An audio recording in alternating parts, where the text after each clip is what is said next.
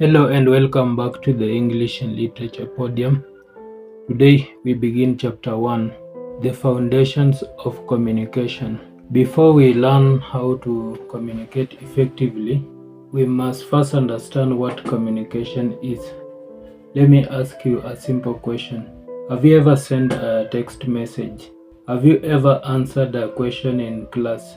Have you ever greeted someone in the morning?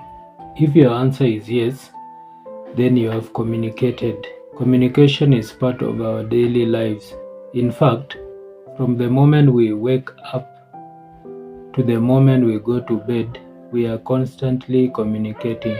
But what exactly is communication?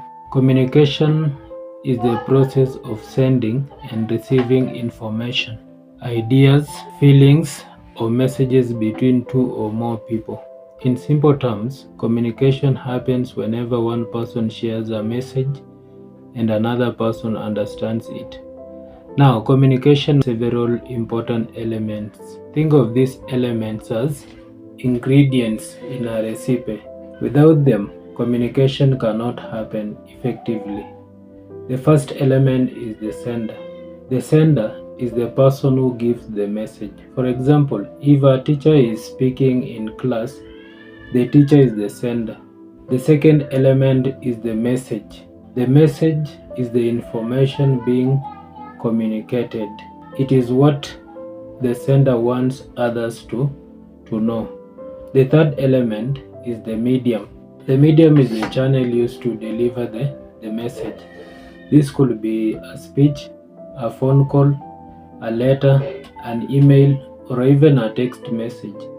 The fourth element is the receiver. The receiver is the person who gets the message. Without a receiver, communication is incomplete. And the fifth element is feedback. Feedback is the response given by the receiver. It helps the sender know whether the message has been understood or it has not been understood. Finally, we have the noise or barrier. Noise is anything that interferes with communication. It does not always mean sound. Noise can be people talking, poor internet connection, unclear handwriting, or even lack of attention. Let's look at a practical example.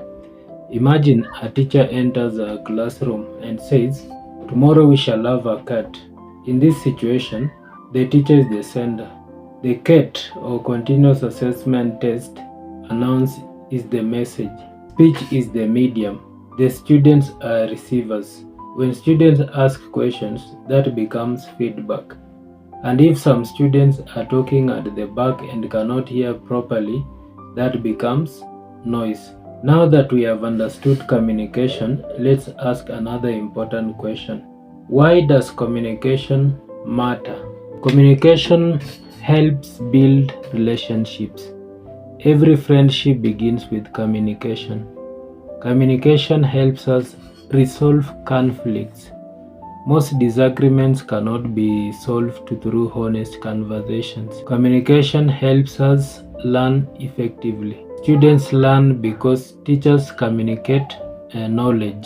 Communication helps us influence others.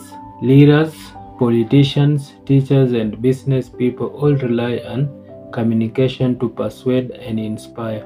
Communication helps us lead teams. A leader without communication skills cannot guide others effectively. And finally, communication helps us succeed professionally.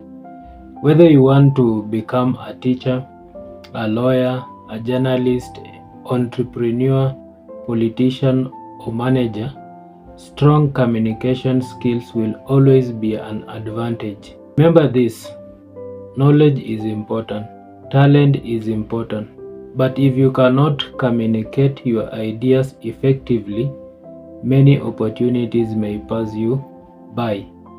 As we continue with this course, you will learn how to speak confidently, listen actively, debate persuasively, and communicate like a leader. Thank you for watching.